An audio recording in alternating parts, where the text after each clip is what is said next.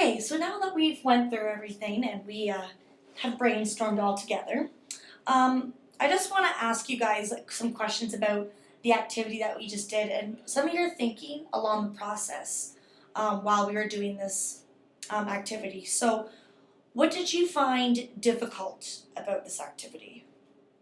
For me, it was to really, as we were doing it, I really had to think because I probably fit a lot of the signs of stress, and so when we start writing them down, it actually brought attention to me, and I kept going, oh, maybe that's me. Yeah, that's probably me. Oh, maybe that's me. So it just brought it to light. It's reality for me. Yes. And even though maybe I've always thought that I've coped well, but after having conversation within my group, and we've chit chatted back and forth, and we came up with these signs of stress.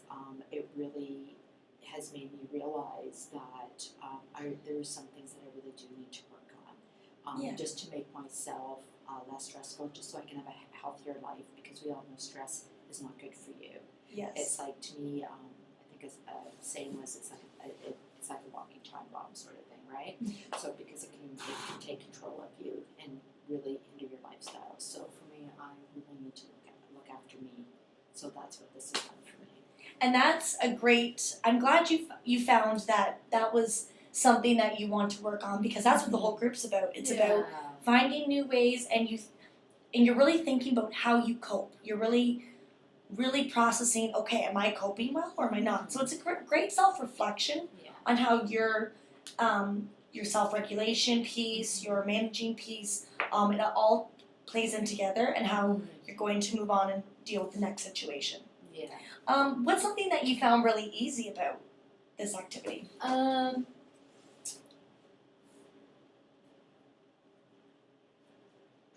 found it really easy to come up with ways to manage it. Okay. But I also found that when we were doing the managing the stress, I actually thought to myself, well, if you're a parent and you work every day, and that takes time, Mm-hmm. do you allow yourself that time? So it's almost like being selfish within. And Yes. it's okay to be selfish, but when you're juggling a household, then it really does play on your stress level, because you know you need to be home at this time to make dinner, you need to be doing this, you need to be doing that. Yes. But when you take the time out for you, it kind of pulls away from the family a little bit. So it sounded really good, but it actually caused me a little bit of stress as well, just to think of it.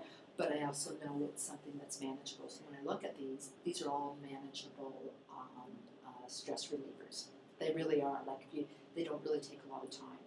And I'm glad you brought that up, because my next question for you, how are you going to find more time to bring in the stress strategies into your busy everyday life? Like you said, your home, you're cooking for your kids, you're cleaning.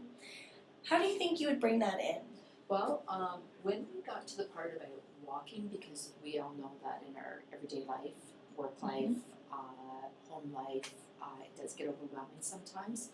But the way I looked at the walking part for being overwhelmed, I thought to myself, well, why not just take your lunch and go for a walk?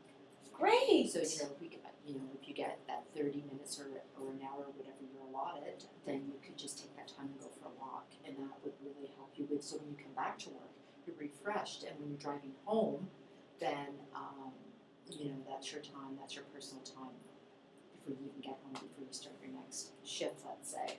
And you feel like you've maybe got a little exercise in. And I thought too, seeking a counselor, to me, is probably, it's beneficial for everybody in life, because we all have something in our life, right? Mm-hmm. So for me, I thought, especially with me going through the emptiness syndrome, that's something that I think 50 minutes a week or 50 minutes every 2 weeks, that would really benefit me.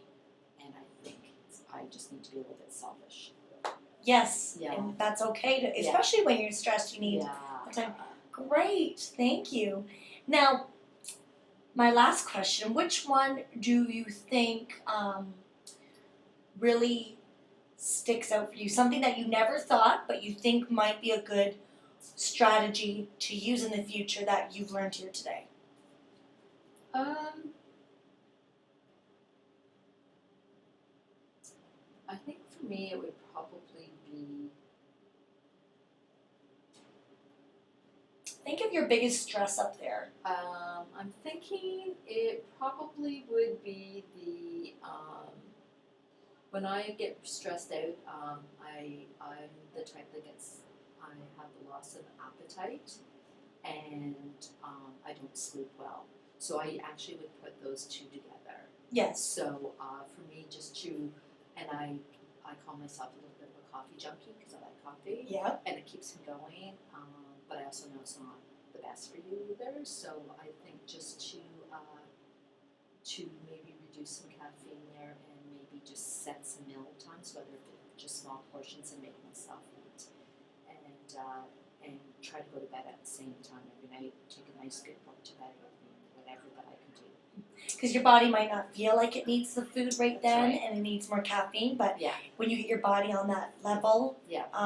of eating more properly and reducing the caffeine, sometimes caffeine really gets us going It in a does. stressful way. So Yeah. that's a great way. It's a depressant too, right? So Yes. because when you come down hard, right? So Exactly. yeah, so it all comes together. Great. It's like one package up there. So Well, we're going to move on to one of our final activities, Okay. and everyone in the group is going to have a turn to do it.